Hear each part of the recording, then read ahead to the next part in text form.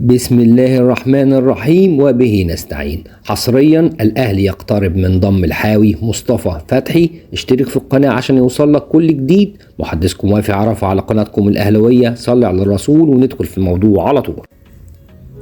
يبدو أن مجلس إدارة النادي الأهلي ينوي تقديم فريق قوي في كأس العالم للأندية 2025 في شكله الجديد بمشاركة 32 نادي، حيث بدأت إدارة النادي الأهلي مبكرا في البحث عن الصفقات السوبر لتدعيم الفريق الأحمر الموسم القادم، ويأتي على أولويات إدارة الأهلي بعد وصول الضوء الأخضر من المدير الفني للفريق مارسيل كولر، والذي أبدأ إعجابه باللاعب من قبل، الفرس الشقية مصطفى فتحي لاعب بيراميدز الحالي ولاعب الزمالك السابق، حيث سبق وقد حاولت إدارة النادي الأهلي التعاقد مع مصطفى فتحي في فترة عودته من الاحتراف من السعودية وبعد إعارته لبيراميدز وانتهاء الإعارة، لكن إدارة الأهلي اصطدمت بوجود بند في عقد إعارة اللاعب لبيراميدز يتيح للأخير تفعيل بند الشراء، وكان يلزم موافقة اللاعب لتفعيل هذا البند، وهذا ما رفضه اللاعب تماما نظرا لرغبته في العودة للنادي الأهلي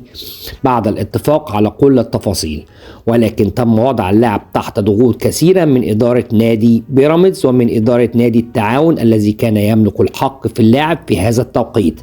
أما في الوقت الحالي ينتهي عقد مصطفى فتحي مع بيراميدز موسم 2026، وقد اتفق مسؤول التعاقد في النادي الأهلي مع اللاعب على استخدام طريقة الكوبري على نفس طريقة إمام عاشور، حيث ينتقل اللاعب لصفوف أي فريق خارج مصر ثم العودة مرة أخرى للنادي الأهلي، وهذا ما ينوي اللاعب القيام به في حالة تلقيه أي عرض للاحتراف الخارجي، والذي سيتم ترتيبه بواسطة النادي الأهلي وأحد الأندية التي سيتم الاتفاق معها على ذلك، وسيتم ذلك نهاية الموسم الحالي. ويعتبر مصطفى فتحي من أمهر اللاعبين الموجودين على الساحة الكروية في مصر، لما يمتلكه من مهارات وإمكانيات رائعة جعلته دائما ضمن التشكيل للمنتخب المصري، وتعتبر هذه رغبة اللاعب منذ فترة طويلة، وأخيرا اقترب من تحقيق الحلم. وفي المقابل يعتبر مصطفى فتحي مكسب كبير لفريق النادي الأهلي نظرا لخطورته على المرمى وقدراته على صنع